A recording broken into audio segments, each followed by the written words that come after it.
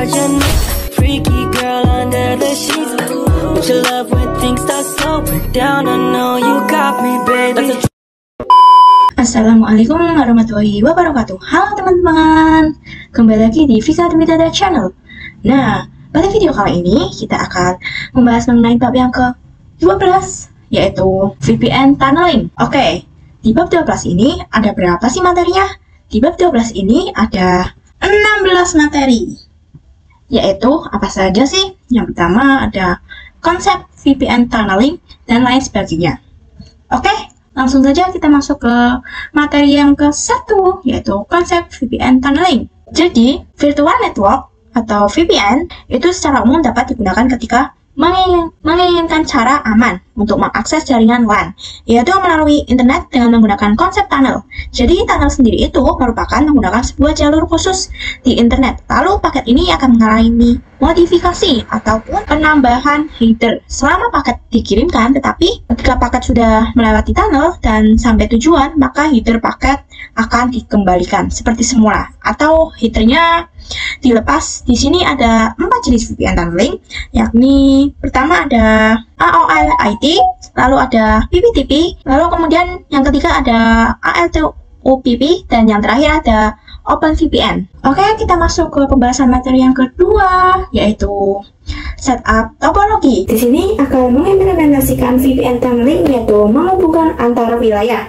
Misalkan di sini terdapat satu perusahaan yang cakupannya lumayan besar, di mana perusahaan tersebut melalui kantor pusat dan kantor cabang. Permasalahannya adalah letak kantor pusat dan kantor cabang itu berjarak lumayan jauh. Nah, antara lain jaringan lokal yang ada di kantor pusat dan di kantor cabang itu ingin saling berkomunikasi. Karena jika menggunakan layanan infrastruktur seperti fiber optik, pastinya akan memerlukan biaya yang cukup mahal ya. Oleh karena itu, perusahaan tersebut bisa menggunakan fitur VPN tunneling. Ini jadi kantor pusat dan kantor cabang tersebut dapat terkoneksi dengan interface virtual yang namanya tunnel. Syaratnya adalah antar kedua kantor tersebut harus menggunakan router milik yang sama. Kemudian kedua router mikrotik tersebut haruslah terkoneksi dengan internet. Di sini pada topologi untuk ISP-nya saya menggunakan code NAT, sehingga nanti kita akan mendapatkan IP kelas A. Dan di sini untuk router 1 dan 2 sudah terkoneksi dengan internet. Dan untuk VPC 1 sudah dihubungkan ke mikrotik pusat atau router 1, dan VPC 2 dihubungkan ke mikrotik cabang. Nah, di sini kita akan setting hostname dan IP-nya secara statik. Pada router 1 kita buka konsolnya. Di sini ketikkan sistem identity set name sama dengan R-strip pusat atau router pusat.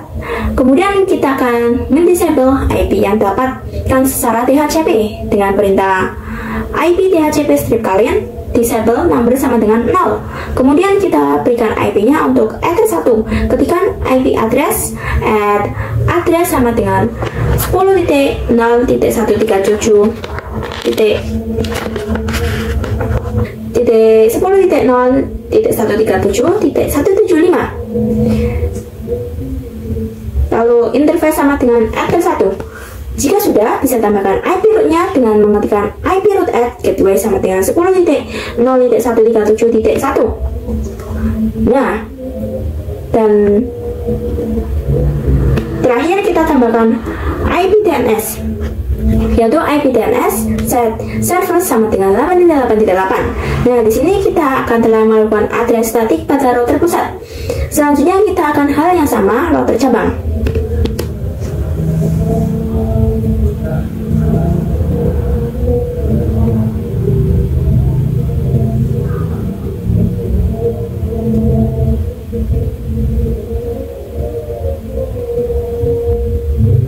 Di sini kita juga selesai addressing di router cabang. Maka selanjutnya kita bisa coba pingkan ke internet, yaitu ping 888. Nah, perhatikan di sini ia sudah berhasil diping. Oke, kita masuk pembahasan materi 3 sampai 5, yaitu EOIP konfigurasi, EOIP menghubungkan antar klien, dan EOIP client connect to internet. Jadi, EOIP atau Ethernet over IP ini adalah protokol pada MikroTik router OS yang berfaedah untuk membangun sebuah network tunnel antara MikroTik router di atas sebuah koneksi TCP atau IP. EOIP merupakan protokol properti MikroTik dan seperti terhitung di Linux namun wajib di comply manual.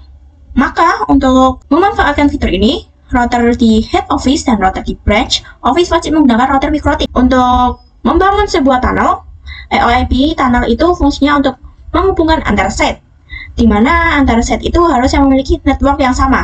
Oke, langsung saja kita konfigurasi EOIP-nya. Di sini kita bisa langsung ke router pusat. Nah, di sini kita bisa langsung ke router pusat. Kita pergi ke menu interface, kemudian kita klik add. Kemudian lalu kita pilih EOIP tunnel. Lalu teman-teman isikan pada bagian deskripsi. Misal ini kan dari router pusat, berarti deskripsinya yaitu EOIP tunnel to cabang. Kemudian di bagian remote address-nya tuliskan IP statik dari MikroTik cabang. Kemudian pada bagian ID-nya ini sebagai IP-nya saja bebas, mau ditentukan berapapun. Intinya tunnel pada ID pusat dan cabangnya ini harus sama. Misalkan di sini saya akan gunakan ID 100, kemudian kita akan konfigurasi EOIP-nya pada router cabang.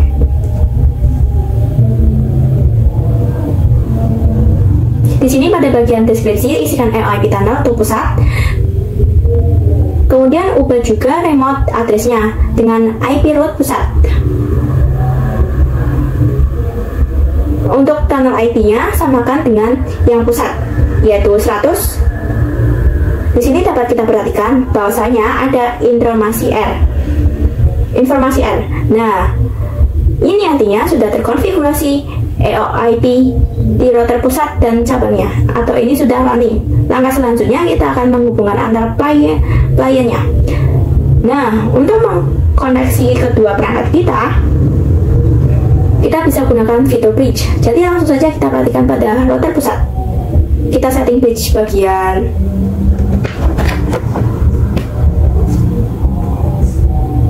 nama, isikan saja misal bridge route EOIP dan klik OK apply. Kemudian pada menu port kita masukkan interface 2 dan juga interface tunnel. Oke, bahwa kedua interface tersebut sudah masuk satu interface bridge. Selanjutnya lakukan juga langkah yang sama pada router cabang.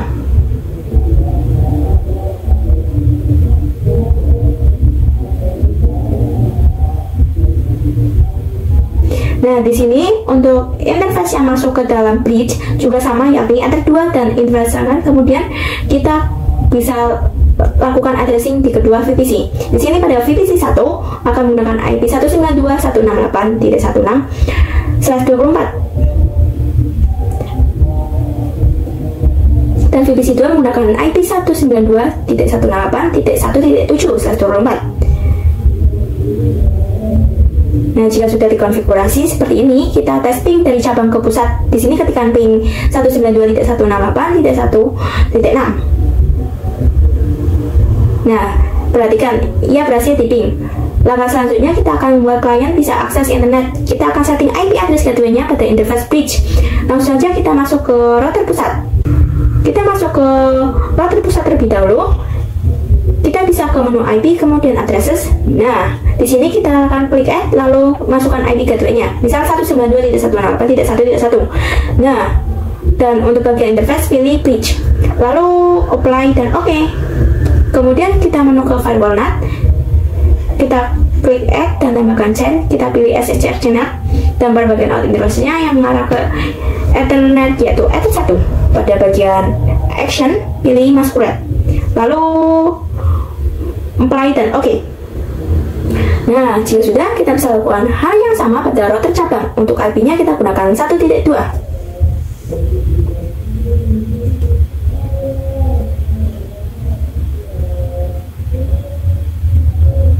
Selanjutnya kita akan konfigurasi di kedua VPC-nya. Pada VPC 1 kita bisa ketikkan IP address-nya, lalu gateway-nya yaitu 192.168.1.1.4. Kemudian DNS-nya yaitu ketik 8.8.8.8. Lalu kita bisa lakukan ping ke interface, yaitu ping 8.8.8.8. Nah, perhatikan, untuk VPC 1 ia sudah bisa akses internet. Kemudian kita bisa lakukan hal yang sama di VPC 2. Lalu kita juga sama ping internet ya. Nah, dan di sini perhatikan, dan juga sudah berhasil akses internet. Oke, kita masuk pembahasan materi yang ke-6 sampai 8, yaitu PPP point-to-point protocol dan PPTP konfigurasi, PPTP static routing, dan tes koneksi. Point-to-point protocol merupakan jenis VPN tunneling yang digunakan untuk membangun tunnel atau koneksi langsung antar dua lokasi yang berbeda melalui internet. IP dapat menyediakan layanan autentifikasi, koneksi, enkripsi, dan kompresi. Jadi untuk jenis PPP ini bisa dibilang lebih aman dari EOIP.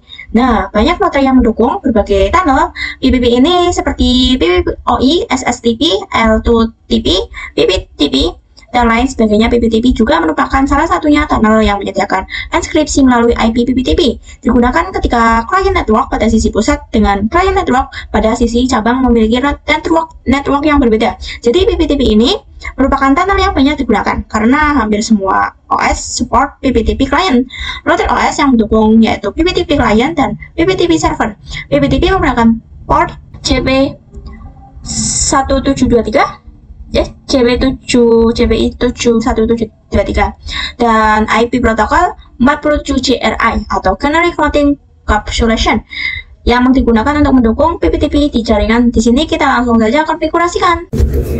Nah, jadi untuk PPTP itu bekerja klien dan server. Di sini yang akan menjadi servernya adalah router pusat dan yang menjadi kliennya yaitu router cabang. Kita akan melakukan addressing pada router pusat terlebih dahulu. Nah, di sini perlu diketahui bahwa untuk konfigurasi sebelumnya sudah saya hapus. Di sini pada menu IP address, klik add, kemudian masukkan IP address di address 2 yang akan menjadi gateway VPC 1. Di sini saya definisikan IP-nya yaitu 192.168.1.124. Kemudian untuk interface pilih address 2. Selanjutnya kita juga bisa setting router ini DHCP server sehingga nanti PPC mendapatkan IP secara otomatis. Kita ke menu DHCP server, kemudian pada menu DHCP pilih DHCP setup, lalu pilih address 2, klik next, dan kita klik next hingga akhir, hingga selesai. Kemudian kita bisa buka router cabang, kita konfigurasikan. Pada menu IP address kita tambahkan IP-nya, saya gunakan 2.1.2.1/24. Untuk interface-nya sama, yaitu address 2. Lalu apply dan OK. Kemudian kita konfigurasi DHCP-nya juga. Di sini prosesnya agak saya percepat ya. Jika sudah, kita bisa request IP DHCP di kedua VPC.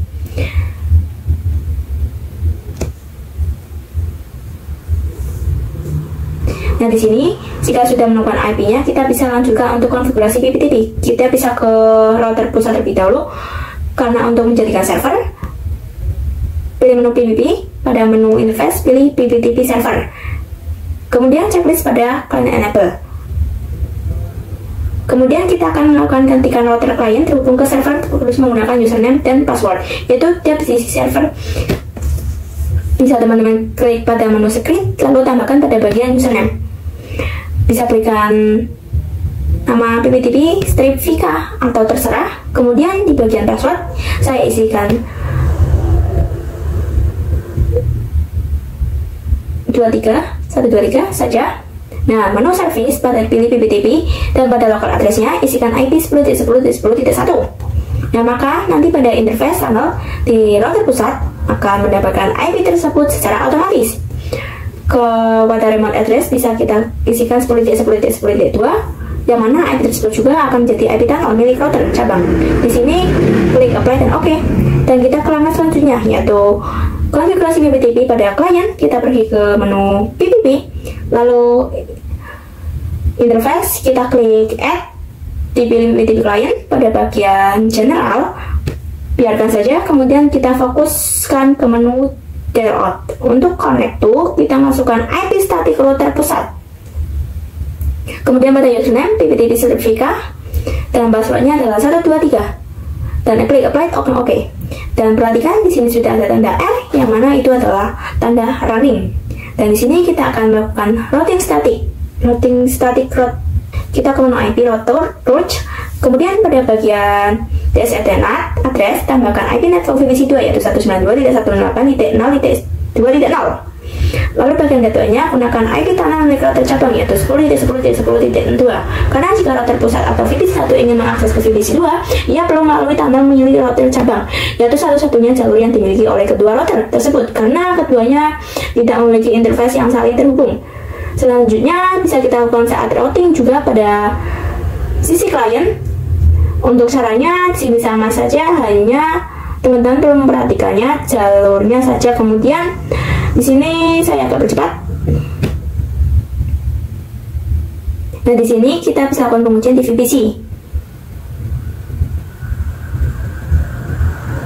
Nah, di sini perhatikan, kita sudah bisa berhasil untuk ping VPC 1 ke VPC 2. Oke, kita masuk ke pembahasan materi yang ke-9 dan 11, yaitu L2TP konsep dan setup topologi, L2TP IPsec konfigurasi, dan L2TP static routing dan text koneksi. Salah satu service VPN yang terdapat di Mikrotik ada L2TP atau Layer Tunneling Protocol, di mana L2TP merupakan pengembangan dari PPTP ditambah L2F. Jadi L2TP merupakan protokol tunneling yang digunakan untuk membuat koneksi virtual pribadi pada perangkat Mikrotik, network, security, protokol, dan enkripsi yang digunakan untuk autentifikasi sama dengan PPTP. Namun L2TP jauh lebih baik. Akan tetapi untuk melakukan komunikasi, L2TP menggunakan UDP port 1701. Biasanya untuk keamanan yang lebih baik, L2TP dikombinasikan dengan IPsec menjadi L2TP plus IPsec. Langsung saja kita konfigurasikan. Nah, di sini untuk konfigurasi sebelumnya sudah saya hapus dan unchecklist. Kemudian seperti biasa, di sini saya akan gunakan router pusat sebagai server dan router cabang sebagai klien. Kita ketika buka router pusat terlebih dahulu, kita ke menu PBB dan pergi ke interface. Lalu klik L2TP server, pada bagian kolom enable kita checklist. Dan pada use IPsec kita pilih yes, karena kita akan konfigurasi L2TP dengan IPsec. Untuk bagian IPsec isikan sesuai saja dengan keinginan teman-teman. Misalkan di sini saya isikan secret dan klik apply, oke.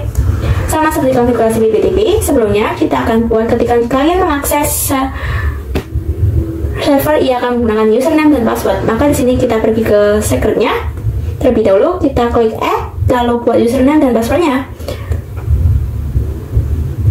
Lalu pada bagian service pilih L2TP, kemudian bagian profile pilih default encryption, dan di bagian local address kita definisikan tunnel di IP pusat.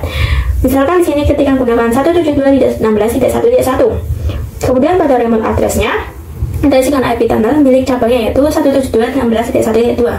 Maka nanti kedua interface tunnel akan otomatis terkonfigurasi dengan IP tadi. Kemudian klik apply dan oke. Selanjutnya kita konfigurasi di router cabang. Klik menu PB dan menu interface, klik add, pilih L2TP client, kemudian klik pada menu deal out. Perlu diperhatikan pada bagian connect to kita akan isikan dengan IP address router bukan IP tunnel. Di sini saya masukkan. Kemudian pada bagian username dan password sesuaikan yang kita buat sebelumnya. Lalu pada profil, pastikan default encryption dan checklist di bagian kolom use IPsec. Lalu masuk IPsec-nya yaitu secret, lalu kita apply dan oke. Langkah selanjutnya kita akan konfigurasi static routing baik pada router pusat maupun router cabang. Menurut caranya di sini saya agak percepat, saya akan halang-halangnya kurang lebih sama, dan untuk pemahaman lebih lengkap mengenai static routing, ini teman-teman bisa lihat pada video pembahasan tentang routing.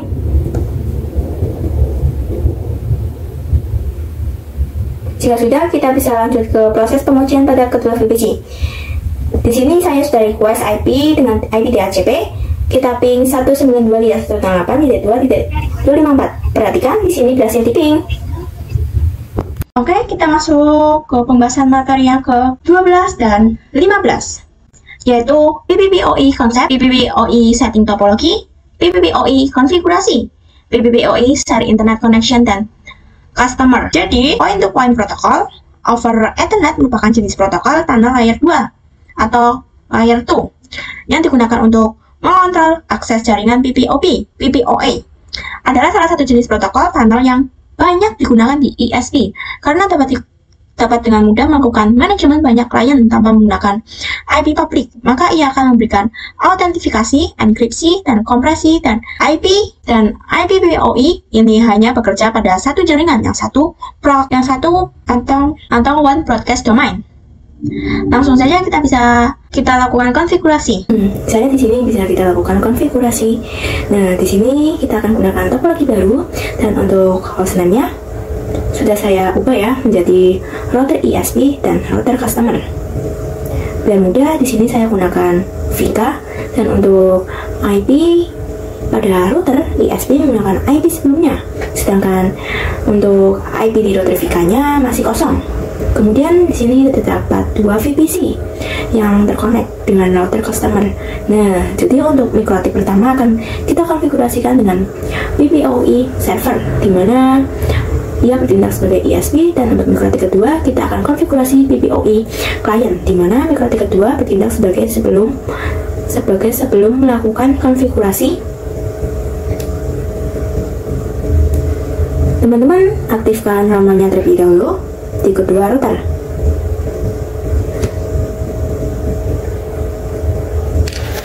Langkah selanjutnya kita bisa konfigurasi PPOE pada router ISP. Di sini klik pada menu PPV, pilih ke bagian PPOE server dan klik add. Berbagian nama, isikan service PPOE strip Vika. Pada bagian interface, pilih Ether 2 karena Ether 2 yang akan hubungan ke customer. Lalu apply seperti biasa, kita akan buat customer terkoneksi dengan server menggunakan hostname dan password. Kita ke menu secret. Kita tambahkan untuk username misal PPOE Vika, untuk passwordnya kita isikan saja 123, dan di bagian service definisikan PPOE.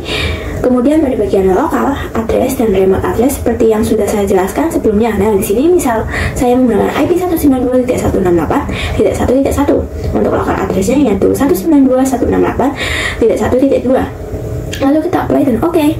Selanjutnya kita konfigurasi PPOE client. Bagian interface kita klik add. Lalu pilih PPOE client pada menu general. Di sini di bagian interface yang mengarah ke ISP yaitu Ether 1.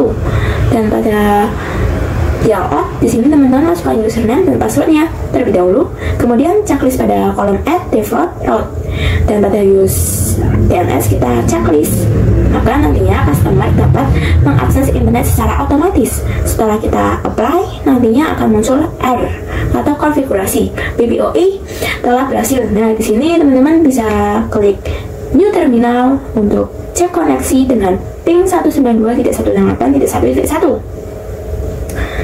Perhatikan, di sini ia sudah berhasil. Seperti saya jelaskan sebelumnya, bahwa router customer for ini sudah mendapatkan akses internet, namun untuk VPC-nya belum mendapatkan akses internet. Maka dari itu kita lakukan, coba di sini pergi ke Hono Bridge, lalu klik add. Di bagian nama misalkan menggunakan bridge for PPOE, kemudian pada menu ports tambahkan interface Ether 2, lalu tambahkan juga untuk Ether 3. Lalu kita konfigurasi yang mengarah ke jaringan lokalnya, pilih menu IP, addresses, klik add, lalu masukkan IP-nya misal 10.10.10.1/24. Kemudian untuk interface-nya pilih bridge dan klik apply. Dan oke, kemudian kita akan lakukan konfigurasi DHCP server agar VPC mendapatkan IP address secara otomatis. Kita ke menu DHCP server, pada bagian DHCP setup, pada bagian interface pilih bridge for PPOE. Kita klik next saja ya hingga akhir. Jika sudah, bisa kita lanjutkan untuk konfigurasi NAT. Menu firewall NAT dan klik add. Pada bagian chain pilih SRC NAT. Lalu pada out interface oleh PPOE.out pada bagian action pilih masquerade. Lalu apply dan oke. Selanjutnya kita bisa melakukan pengujian pada VPC.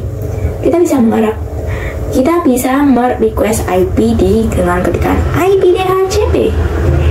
Dan lalu kita pilih internet yaitu ping 88 dan ping google.com. perhatikan, di sini ia berhasil ping keduanya. Jadi, fitur ini berguna untuk membersihkan limit bandwidth pada customer, sehingga jaringan yang di bawah customer bisa menggunakan bandwidth yang ditentukan oleh router customer. Langsung saja di sini kita konfigurasikan. Di sini teman-teman bisa klik pada menu PPP. Nah, pada bagian konfigurasi sebelumnya kita double klik ya teman-teman. Dan perhatikan.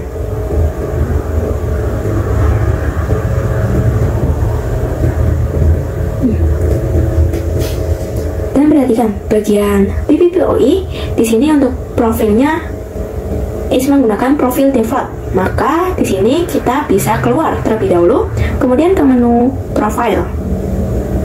Lalu di sini teman-teman bisa double klik pada profile yang default, kemudian kita ke menu limit. Nah, di sini terdapat kolom route limit. Pada informasi RX atau TX ini kita bisa lakukan limitasi, misalkan jaringannya berada di bawah customer. Dapat internetnya dengan limitasi bandwidth 2 mega yaitu untuk download dan juga upload. Di sini kita training lalu kita apply dan oke. Jadi seperti itulah contoh dari konfigurasi untuk limit bandwidth. Oke, sampai di sini saja untuk pembahasan bab yang ke-16 ini, yaitu VPN tunneling. Kurang lebihnya saya mohon maaf. Terima kasih yang sudah menonton. See you in the next video. Jangan lupa subscribe ya teman-teman.